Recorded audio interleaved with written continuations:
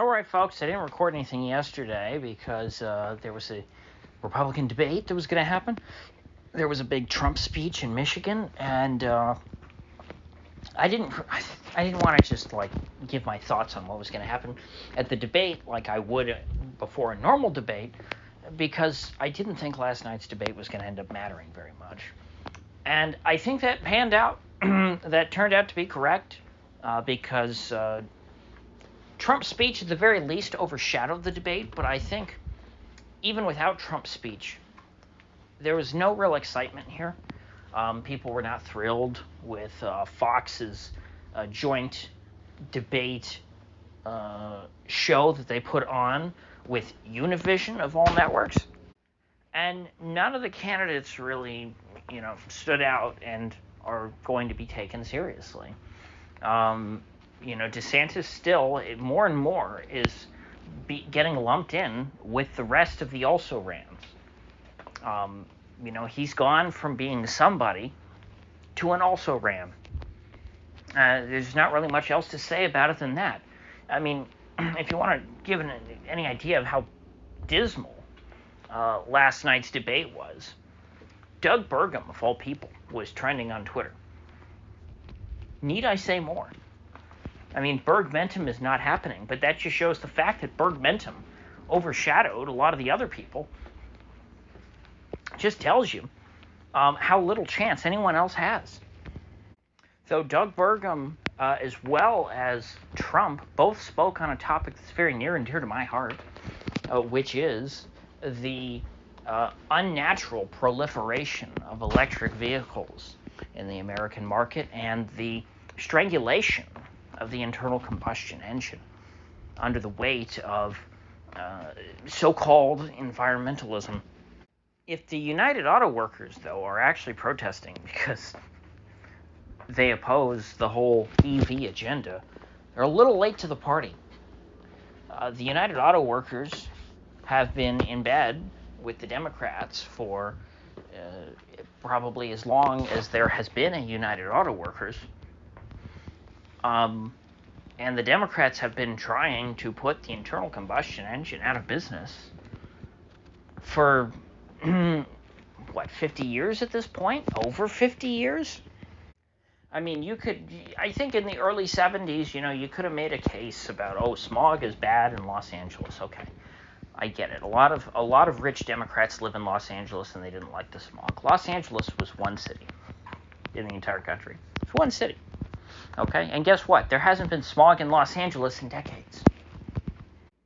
And so auto pollution has not been a problem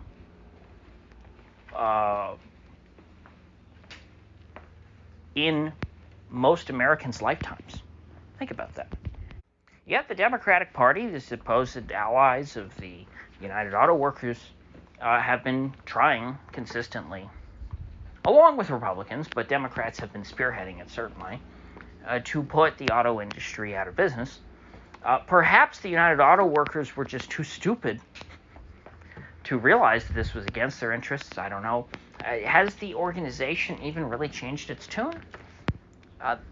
To me, I think that I really struggle to have sympathy. Sure, if you're an individual who happens to work in a car factory and they're taking away your job because of all of the subsidies of EVs, and of course EV production, as I've discussed before, is always going to be centered in China.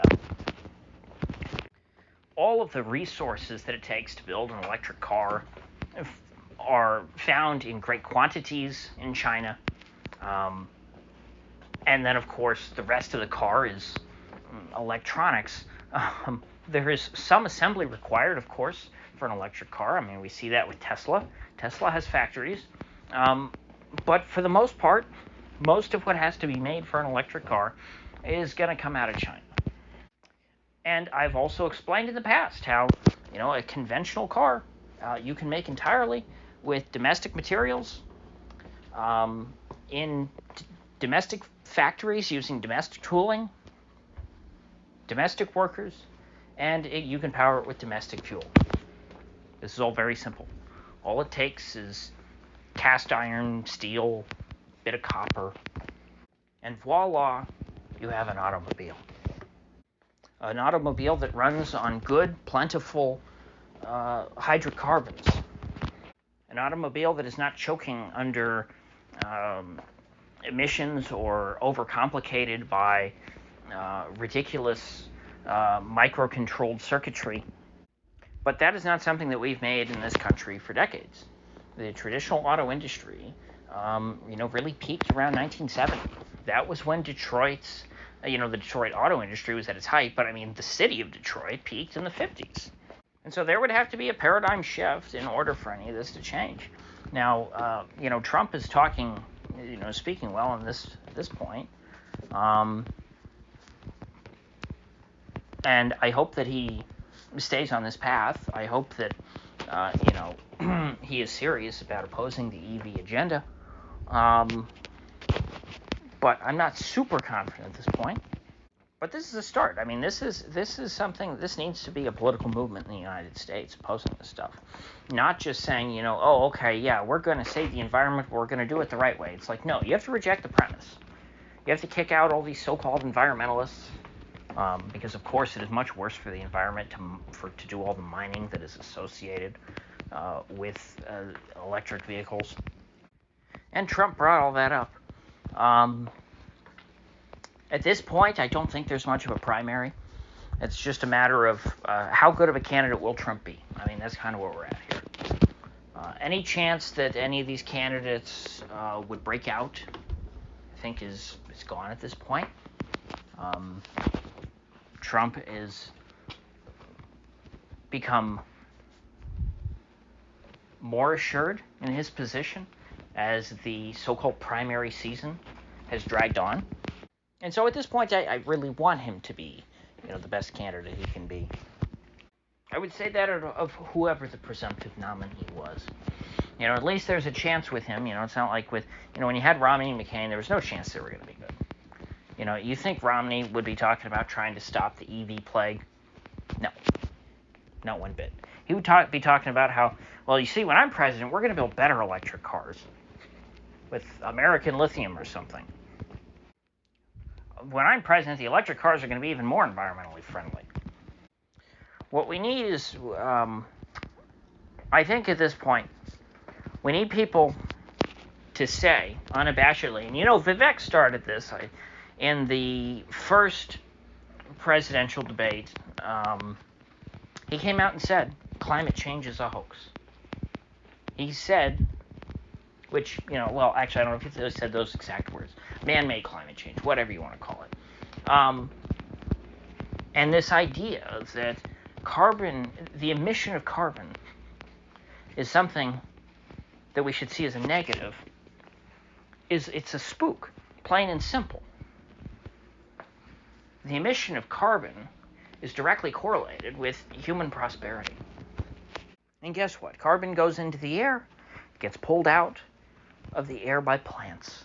That is the way the world works.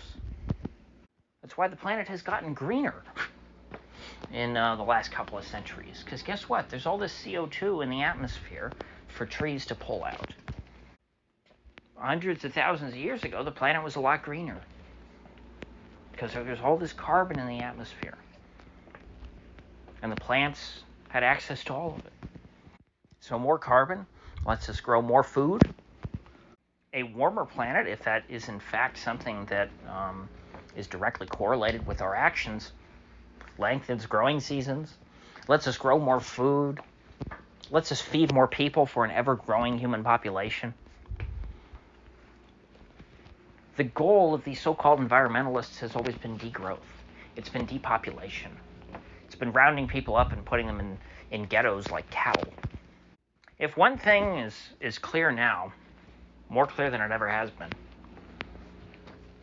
the goal of those looking to advance human civilization should be to dig up as much carbon-based fuel out of the earth as possible, use that fuel in the most efficient manner possible, and power our advancements going into the future. And people say, well, what if we run out of oil? People have talked about peak oil for decades. Okay, that's fine. Let's say we hit peak oil and we start to run out. Well, then we're just going to have to do what you folks want to do now anyway, then, right. Then you'll have a good excuse to say we should stop using fossil fuels, because we'll run out of them. They'll become more expensive. And then we'll have to cross that bridge when we come to it. And guess what? If we use all our fossil fuels in the meantime in the most efficient manner possible to advance our technology and advance our society, we will probably come up with much better alternative sources of energy, technological solutions, more efficient solar panels, or whatever it is it ends up being. And then, of course, you have the limitless potential, nearly limitless resource of nuclear energy. And if we stopped wasting a lot of our carbon-based fuel on generating electricity, and we use that exclusively to power things like ships, trucks, cars, freight trains, transportation, and then we used nuclear energy to generate all of our electricity that is on a fixed line, not battery cell electricity, things that are hardwired, which can include trains in the case of subways or electrified railways, and of course all of our homes, businesses, everything that uses electricity. And then of course we can generate electricity using coal as well, because I don't think there's a whole lot of other uses for coal unless they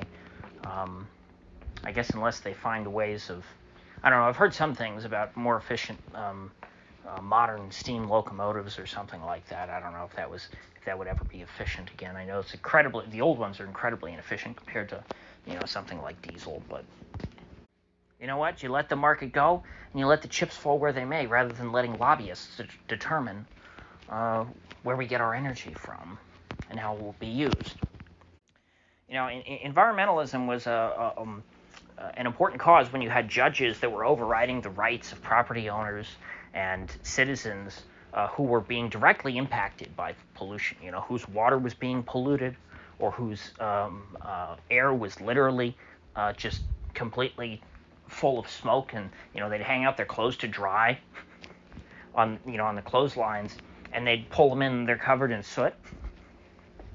That's a case in which, we need a little bit of environmentalism, because the judges were depriving people of their rights and giving way too much leeway to polluters.